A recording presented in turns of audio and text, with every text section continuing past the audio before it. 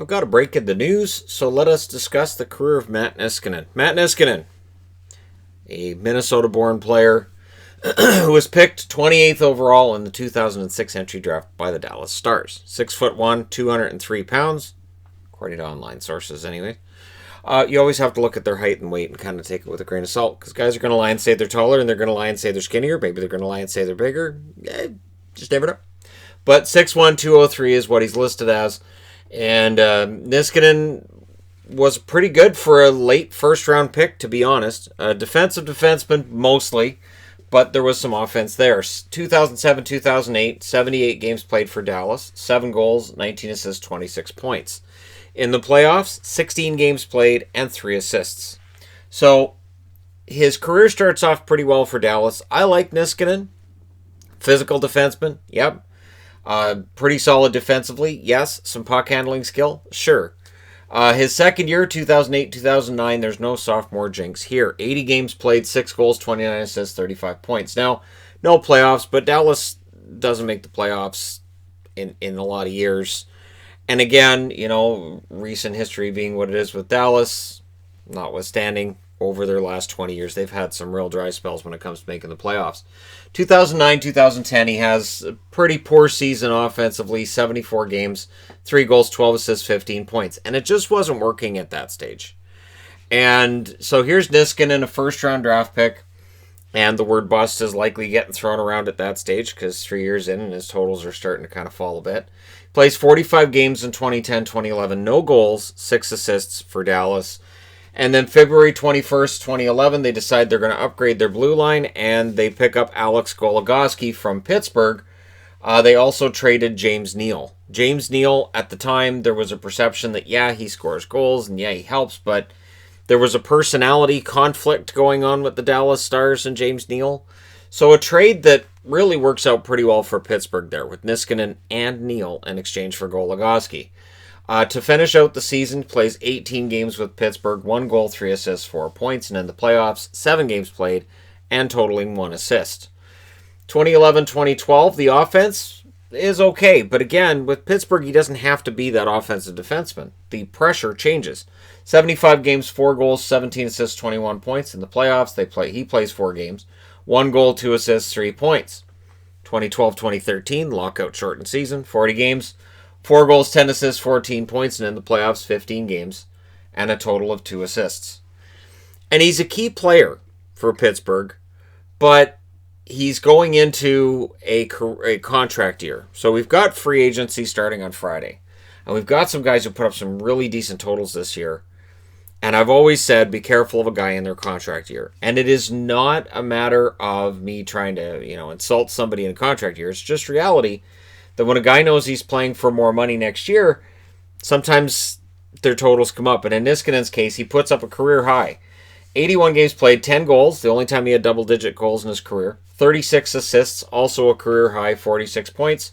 Obviously, since the goals and the assists are a career high, so are the points. That's how math works.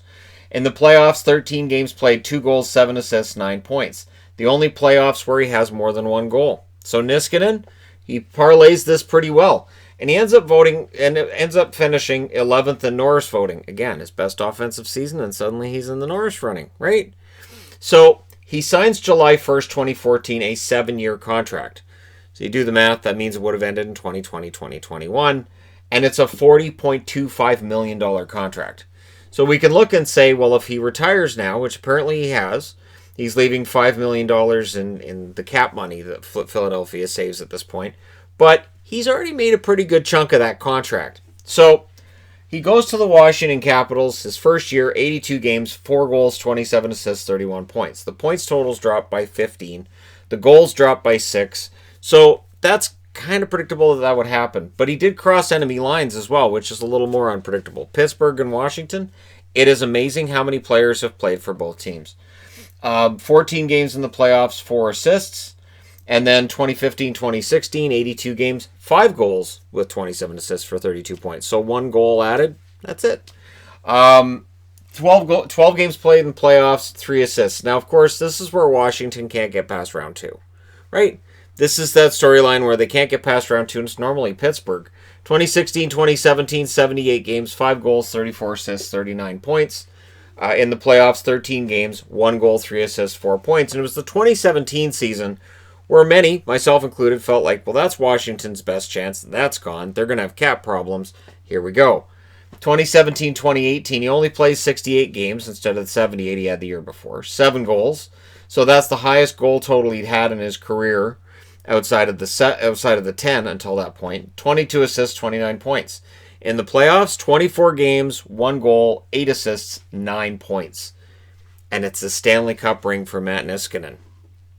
This is again one of those instances where I say there are players who are perfectly fine with not having trophies in the trophy case because they got a Stanley Cup ring on their finger. And so coming into the next season, 2018-2019, 80 games played, 8 goals, 17 assists, 25 points, and in the playoffs, 7 games played and 2 assists. And then a trade that baffled me at the time, and it still does now. And, I'm not one to try to overanalyze trades at the time they happened, but I'm not sure I understand. Radko Gudas was traded from Philadelphia to Washington in exchange for Niskanen. And of course, Gudas, not a fantastic year for the Capitals this past season. Niskanen was a stabilizing influence on that blue line in Philadelphia. Now, I understand some controversy, so I'm going to address that at the end of this video. But this season, 2019-2020, 68 games played, 8 goals, 25 assists, 33 points. In the playoffs, 15 games played, 1 goal, 1 assist, 2 points. And Philadelphia struggled to score in the playoffs. I don't put that on Niskanen. Niskanen is not expected to get a ton of points. But Philadelphia did pretty well. Niskanen was a part of that, was a big part of that. Finishes with 949 games played in the regular season, 72 goals, 284 points, 356 games, or 356 points in 949 games. Got her. Playoffs, 140 games played, 6 goals, 36 assists for 42 points. So 140 games in the playoffs, that's a pretty strong career. Now, what we talk about with Niskanen isn't points. 1,502 hits, so more than a hit per game. 1,111 blocked shots, more than 1 blocked shot per game. In the playoffs, 284 playoff hits and 220 blocked shots. His hits in the playoffs happened at a much higher rate, at about 2 per game, than his hits during the regular season. Niskanen turns the hitting up in the postseason, but he threw a controversial hit on Sidney Crosby May 1st, 2017. There was no suspension out of that. He got a major, and he got thrown out of the game. There was no suspension for that. This past season, he was fined $5,000 in February after a game against the Columbus Blue Jackets for a slash on Gustav Nyquist, which made people angry at the time, and they felt he should have been suspended for the slash. And then famously, August 20th, so just over a month ago, feels like a year ago now, against the Montreal Canadiens, he was suspended 1 game for the cross-check on Brendan Gallagher, which broke Gallagher's jaw. Now, there was calls for a longer suspension and all of this kind of thing. Niskanen is a player, because again, he's retiring, but guys don't stay retired, not anymore. And he's only 33, so certainly if he said a year from now, I think I might have more in the tank after all. I took a nice year off. It was great, but I wouldn't mind coming back. I think there'd be teams lined up for services. He played on the edge.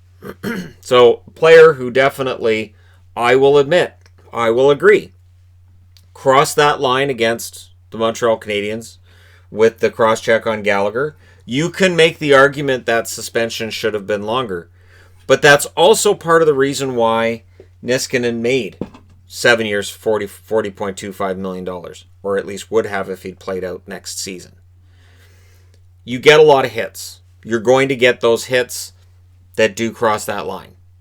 And so, which is part of the reason why I'm amazed at how little William Carrier's hits get brought under the microscope, because Carrier throws more hits than almost anybody else. But in Niskanen's case, yes, he played on the line. Yes, he has had a career that there would be certain fans in Pittsburgh, certain fans in Montreal right now that would say, I didn't like the guy.